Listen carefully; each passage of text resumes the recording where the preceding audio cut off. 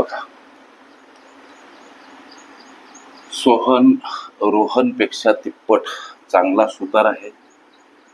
सोहनला सोफा तयार करण्यासाठी रोहनपेक्षा 60 दिवस कमी लागतात. जर त्यांनी एकत्र काम केले तर त्यांना सोफा तयार करण्यासाठी किती दिवस लागतील असा प्रश्न सोडवायचा कसा? लेकरांनो, इथं सोहन आणि रोहन दोघांची नावं बघा. सोहन रोहनपेक्षा तिप्पट चांगला सुतार. लक्षात घ्या. म्हणजे हा रोहन जर समजा एक्स काम करत असेल तर हा किती काम करतो? 3x. सोहन हा रोहनपेक्षा तिप्पट चांगला सुतार. ही झाली त्यांची कार्यक्षमता, वर्क पॉवर. लक्षात घ्या. पुढं गणित काय म्हणते की सोहनला सोफा तयार करण्यासाठी रोहनपेक्षा 60 दिवस कमी लागतात. लक्षात घ्या. सोहनला सोफा तयार करण्यासाठी रोहनपेक्षा 60 दिवस कमी लागतात. म्हणजे या सोहनच्या कार्यक्षमतेतून रोहनची कार्यक्षमता जर वजा केली तर त्याचं उत्तर 60. असा या प्रश्नामध्ये हे जे वाक्य दर्शवले, या वाक्याचा हा समीकरण स्वरूप अशा पद्धतीचा अर्थ. सोहनला सोफा तयार करण्यासाठी रोहनपेक्षा 60 दिवस कमी लागतात, म्हणून सोहनच्या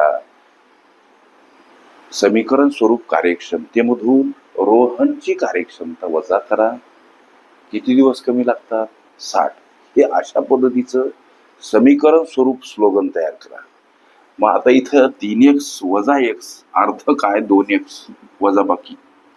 समोर 60. x ला एकटं करू. 60 कडे जाताना 2 भागीला x बराबर हा 30 न गेलेला भाग.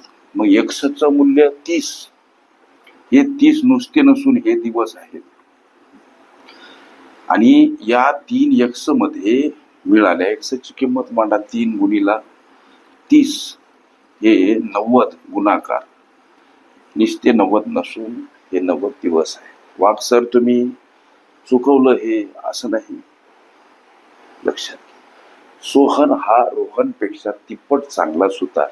म्हणजे रोहनला जर एखादा सोफा तयार करण्यासाठी 30 दिवस लागतात तर सोहनला काय 90 दिवस लागणार आहेत का? नाही ना सर, तुमचं चुकलं हे. हा सोहन रोहनपेक्षा तिप्पट चांगला सुतार आहे ना. या सोहनची कार्यक्षमता रोहनपेक्षा तिप्पट आहे ना, असा तुमच्या मनामध्ये प्रश्न निर्माण व्हायला लागला. आता करायचं काय लेकरांनो? हे 90 घालायचे इकडं आणि हे 30 इकडे घ्यायचे.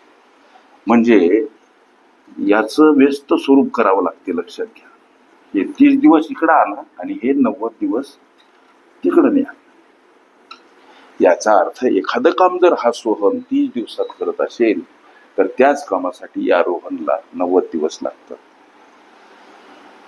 अर्थातच या सोहनला रोहनपेक्षा 60 दिवस कमी लागतात. हा पडताळा इथं योग्य ठरतो. एखादा सोफा तयार करायचा असेल किंबहुना सोहनला सोफा तयार करायचा असेल तर रोहनपेक्षा त्याला 60 दिवस कमी लागतात. बघा, 30 ही संख्या 90 पेक्षा 60 ने काय आहे? कमी आहे. कळालंच. प्रश्न जो विचारला की जर त्यांनी एकत्र काम केलं तर त्यांना सोफा तयार करण्यासाठी किती दिवस लागतील? त्यासाठीचं एक सूत्र आहे, a गुणिला b भागीला a अधिक b.